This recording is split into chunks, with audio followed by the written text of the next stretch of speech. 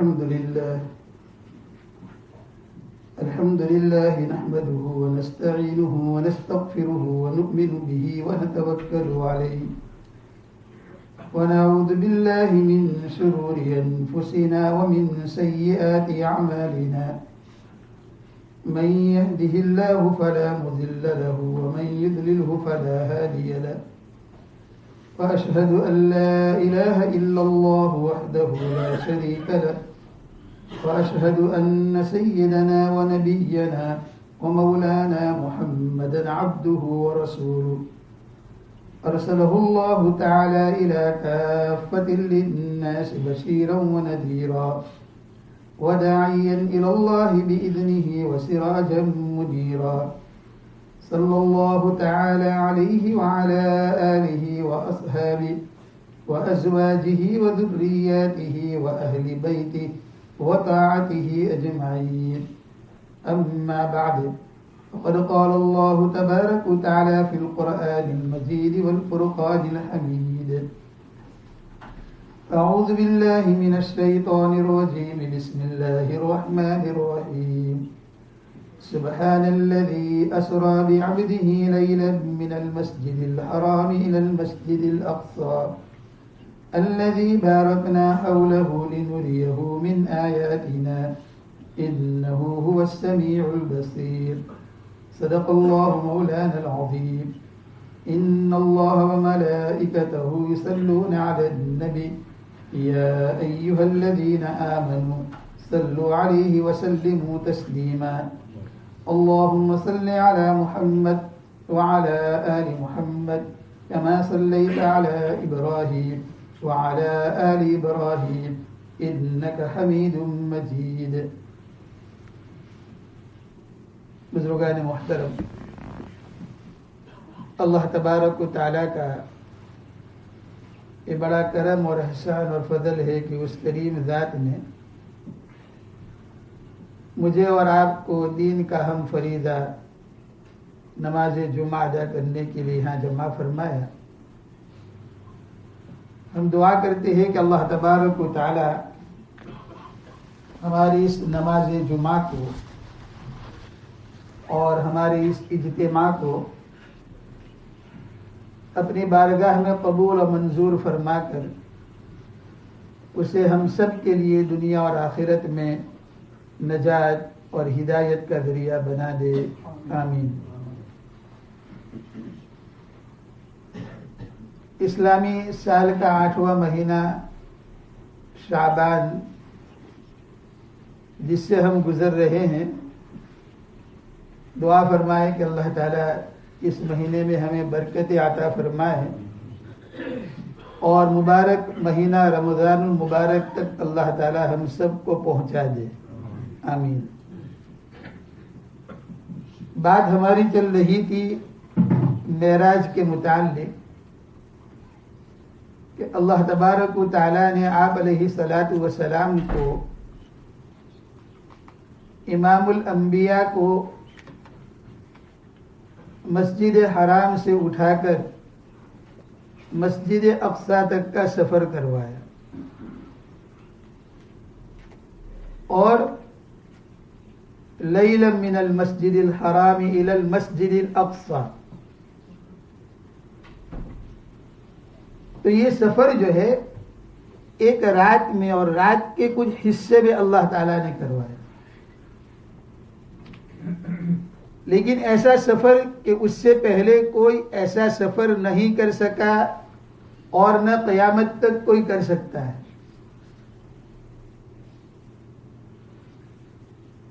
حدیث کے معتبر کتابیں بخاری شریف اور مسلم شریف میں اس واقعے کا تذکرہ ہے، لیکن بعض روایتوں کے اندر آتا ہے کہ آپ علیہ الصلاۃ والسلام کو اللہ تبارک و تعالیٰ نے مسجد حرام میں جو حتیم کا حصہ ہے، ہم عمرے میں جاتے ہیں، طواف کے لیے جاتے ہیں، تو وہاں سے اللہ تعالیٰ نے فرشتوں کے ذریعے سے جبرائیل آئے اور وہاں سے اٹھایا، براق پر سوار کروایا اور وہاں سے لے گئے، لیکن جب واپس چھوڑا حتیم میں، اور بعض روایتوں میں ہے کہ ام ہانی کے مکان میں تھے، ان کا مکان ساتھ میں ہی لگا ہوا تھا، تو وہاں واپس اللہ کے نبی کو چھوڑا تو اتنا مختصر عرصے کے اندر یہ سفر ہوا کہ آپ علیہ الصلوۃ والسلام فرماتے ہیں کہ وضو کا پانی ابھی جاری تھا. یعنی آدمی جب وضو کرتا ہے تو پانی جو ہے بہتا ہے، وہ پانی ابھی خشک نہیں ہوا تھا کہ اللہ تبارک و تعالیٰ نے ایک لمبا سفر کروا کے اللہ کے نبی کو واپس اپنی جگہ پر بھیج دیا. اور بعض روایتوں میں ہے کہ ام ہانی کے مکان کے دروازے کا جو لاک ہے، جو کنڈی تھی، تو اگر کوئی کنڈی کھولتا ہے، جسے ہم اسٹوپر کہتے ہیں، اگر کھولتا ہے پہلے زمانے میں تو ہوا کی وجہ سے وہ ہلتی ہے.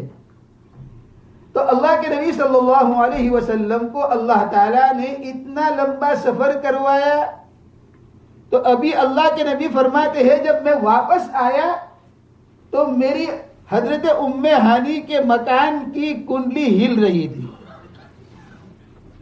یعنی ابھی وہ ٹھہری بھی نہیں تھی کہ اللہ تعالیٰ نے مجھے اتنا لمبا سفر کروایا. اس لیے اگر انسانوں کی بات ہوتی تو عقل میں نہیں آ سکتی تھی. پیغمبر اور نبی کہتے کہ نبی خود گئے تو عقل میں نہیں آ سکتی تھی، لیکن قرآن کہتا ہے سبحان الذی، پاک ہے وہ ذات اللہ کی جس نے اپنے نبی کو بلایا. اس لیے معراج کے واقعے پر ہمارا ایمان ایسا ہی ہے جیسا اللہ اور اس کے رسول اور قرآن پر ہمارا ایمان. اسی طرح ہمارا ایمان مضبوط ہے، اور ہمارا ایمان مضبوط رہنا چاہیے، اور ہمارا ایمان مضبوط رہے گا انشاءاللہ کہ ہم اس واقعے معراج کو اسی طرح، ہمارا ایمان اور یقین ہے کہ اللہ کی ذات وہ ہے کہ جو اپنے بندے کو ایک رات میں نہیں بلکہ اس کے تھوڑے سے حصے کے اندر مسجد حرام سے مسجد اقصی اور وہاں سے ساتوں آسمان اور پھر جنت اور جہنم کی سیر اور پھر وہاں سے اللہ تبارک و تعالیٰ کی ملاقات، اور ملاقات کے بعد پھر اللہ نے واپس اپنے نبی کو جو ہے اپنے گھر میں اور مسجد حرام میں پہنچایا. تو سب کا ایمان ہے نا؟ کہو ہمارا ایمان ہے، زور سے کہو ہمارا ایمان ہے واقعی معراج کا. آج کل جو ہے سوشل میڈیا کے اوپر، انٹرنیٹ کے اوپر اس پر سوالات اٹھائے جاتے ہیں، کتابیں لکھی جاتی ہے، پڑھا جاتا ہے کہ عقل میں آنے والی بات نہیں ہے، لیکن مسلمانوں کا عقیدہ اور ایمان ایسا ہے کہ ان کے نبی کے ساتھ یہ معاملہ ہوا. ہاں ہوا، اس لیے کہ اللہ نے کہہ دیا، ہم نے مان لیا، ہم نے تسلیم کر لیا. ہمارے قرآن نے بتایا، ہم نے کہہ دیا کہ آمنا صدقنا. خیر بات یہاں تک پہنچی تھی کہ اللہ تبارک و تعالیٰ نے آپ علیہ الصلوۃ والسلام کو بہت ساری چیزوں کا وہاں معائنہ کروایا، امت کے حالات بتائے. میں نے عرض کیا تھا کہ ایک آدمی کا سر پتھروں سے پھوڑا جا رہا ہے، اس کا کیما کیا جا رہا ہے، اور پھر جو ہے وہ سر ویسے کا ویسا ہی ہو رہا ہے. پھر دوسری مرتبہ، تیسری مرتبہ، اسی طرح مسلسل. تو اللہ کے نبی نے حضرت جبرائیل سے پوچھا یہ کون لوگ ہیں؟ حضرت جبرائیل نے کہا تمہاری امت کے وہ لوگ ہیں کہ جو نمازوں میں سستی کرتے ہیں، جو نماز نہیں پڑھتے، یعنی نمازوں میں سستی کرتے ہیں. قرآن مجید میں اللہ تعالیٰ 5ویں پارے میں فرماتے ہیں ان المنافقین یخادعون اللہ وهو خادعهم وَإِذَا قَامُوا إِلَى الصَّلَاةِ قَامُوا كُسَالَىٰ. منافقین ہوتے ہیں، وہ نماز کو کس طرح پڑھتے ہیں؟ سستی کے ساتھ، کاہلی کے ساتھ، بے دل ہو کر نماز پڑھ لیتے ہیں، سستی کے ساتھ. تو اللہ کے نبی فرماتے ہیں کہ ان کے سر پھوڑے جا رہے ہیں، کیمے ہو رہے ہیں. کیوں؟ حضرت جبرائیل نے کہا یہ وہ لوگ ہیں جو نماز نہیں پڑھتے، نماز میں سستی کرتے ہیں. اور آگے قرآن کیا کہتا ہے منافقین کے بارے میں؟ یراؤن الی الصلاۃ قاموا کسالی یراؤن علی الناس مذبذبین بین ذالک. یہ جو ہے بعض لوگ ایسے ہیں کہ ان کے ایمان نہ ایمان والے ہیں اور نہ پکے منافق ہیں، بیچ بیچ میں ہیں، نہ ادھر جا سکتے ہیں نہ ادھر جا سکتے ہیں. گجراتی میں کہتے ہیں نا کہ کڑی نہ بچے ہوپارے، وصولی ہوتی ہے. پان جو لوگ کھاتے ہیں، بنگلہ دیش کے لوگ بہت کھاتے ہیں پان، ہمارے انڈیا والے بھی کھاتے ہیں. تو بیچ میں جو ہے وہ سپاری ہوتی ہے، اس کو توڑنے کے لیے وہ آلات ہوتے ہیں، سوری جس سے دباؤ. اب تو جو ہے تیار مل جاتی ہے بازاروں کے اندر چھوٹی چھوٹی. تو سپاری کی حالت یہ ہوتی ہے کہ بیچ میں آ جاتی ہے تو نہ ادھر نکل سکتی ہے نہ ادھر. تو ہم ماں باپ کی وجہ سے ہم مسلمان ہو گئے، اللہ کا شکر ہے کہ مسلمانوں کے گھروں میں پیدا ہو گئے، لیکن ایمان ہمارا پھس پھسا ہے. اب ہم نہ اعلان کر سکتے ہیں کہ ہم اسلام کو کس طرح مانتے ہیں، اور نہ ہم جو ہے دوسری طرف جا سکتے ہیں، نہ ہم کسی کا مطالعہ کر سکتے ہیں. تو ایمان ہمارا کیسا ہے؟ پھس پھسا ہے، بس ادھر ادھر ادھر ادھر نہیں. قرآن کہتا ہے اے ایمان والو ادخلوا فی السلم کافہ، ایمان کے اندر جو ہے پورے کے پورے داخل ہو جاؤ، پورے کے پورے. عقائد کے اعتبار سے بھی پورے داخل ہو جاؤ. ہمارا عقیدہ، ہمارا بلیف ادھر ادھر نہیں ہونا چاہیے. ایک عقیدہ، ایک ہمارا ویژن، اللہ اور اس کے رسول کی جو باتیں ہیں وہ ہمارے سامنے، قرآن ہمارے سامنے. تو خیر اللہ کے نبی فرماتے ہیں کہ میں نے دیکھا ایک آدمی کو کہ اس کا سر پھوڑا جا رہا ہے. حضرت جبرائیل نے کہا وہ لوگ ہیں جو نمازوں کے اندر سستی کرتے ہیں. نمبر 2 کہا کہ ان کی شرم گاہوں کے اوپر گندے کپڑے جو ہے لپٹے ہوئے ہیں اور بدبو آ رہی ہے. میں نے جبرائیل سے پوچھا کہ یہ کون لوگ ہیں؟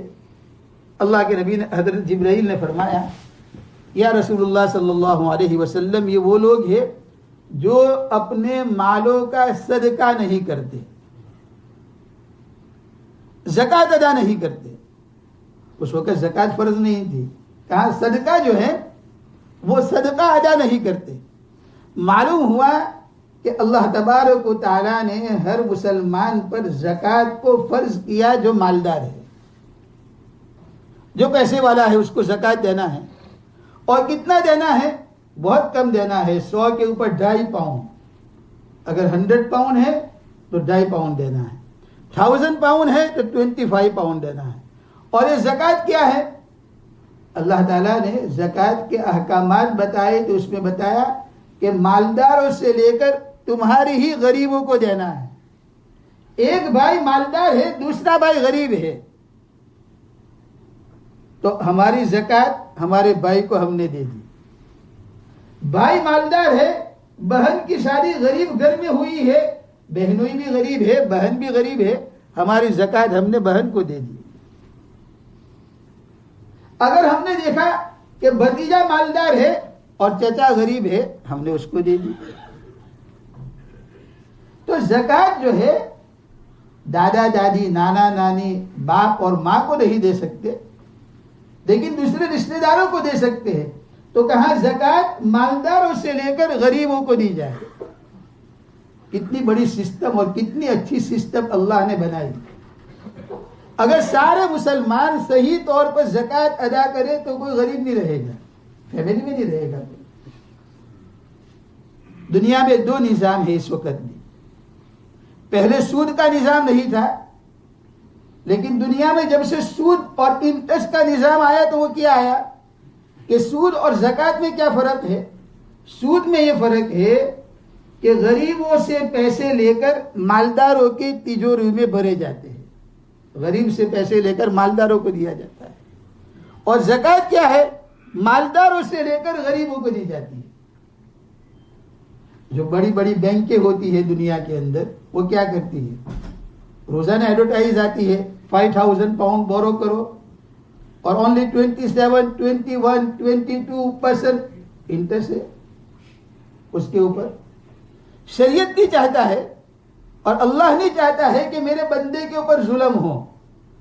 بعض لوگ اللہ تعالیٰ معاف فرمائے کہ انٹرسٹ کے اوپر پیسے دیتے ہیں، انٹرسٹ کے اوپر پیسے پھراتے ہیں. اور بہت سارے ایسے لوگ ہیں جن کو کاروبار کا طریقہ معلوم نہیں ہے، تو وہ کاروبار کرتے ہیں لیکن اس میں انٹرسٹ ہے اور اس کو معلوم بھی نہیں ہے کہ میرے جو پیسے آ رہے ہیں وہ انٹرسٹ سے آ رہے ہیں، وہ جو ہے حرام کا مال آ رہا ہے. مثال کے طور پہ ابھی ہمارے معاشرے میں چلتا ہے if you give me the 5,000 pound I give every month is a 500 pound or 100 pound. We said okay, oh, very good, only 5,000 pound, okay, I can give you 10,000 pound. And he said okay, I give the 200 pound per month. Okay. 200 pound وہ آپ کو ہر مہینے دیتا ہے. آپ نے اس کو 10,000 دیے، 5,000 دیے. اب کیا ہوتا ہے، اللہ نہ کرے مجھے آپ نے پیسے دیے، مولانا نے مجھے پیسے دیے، میں نے پیسے لگائے پرفیوم کے اندر، میں نے اس کو خریدا، لیکن ہوا یہ کہ پرفیوم کے اس کاروبار میں میری کھوٹ گئی. مولانا میرے پاس آئے کہ میں نے تمہارا پیسہ جوئے بھائی، میں تو نے آپ 10,000 پاؤنڈ میں نے تو جوئے. I want my money 10,000 pound. Why? Because I give the 10,000 pound. He told me, Maulana, I give the, the benefit of the 100 pound or 200 pound. مجھے تو چاہیے. میں کہتا مولانا لیکن کاروبار میں تو کھوٹ چلی گئی، اب میرے پاس تو کچھ بھی نہیں ہے،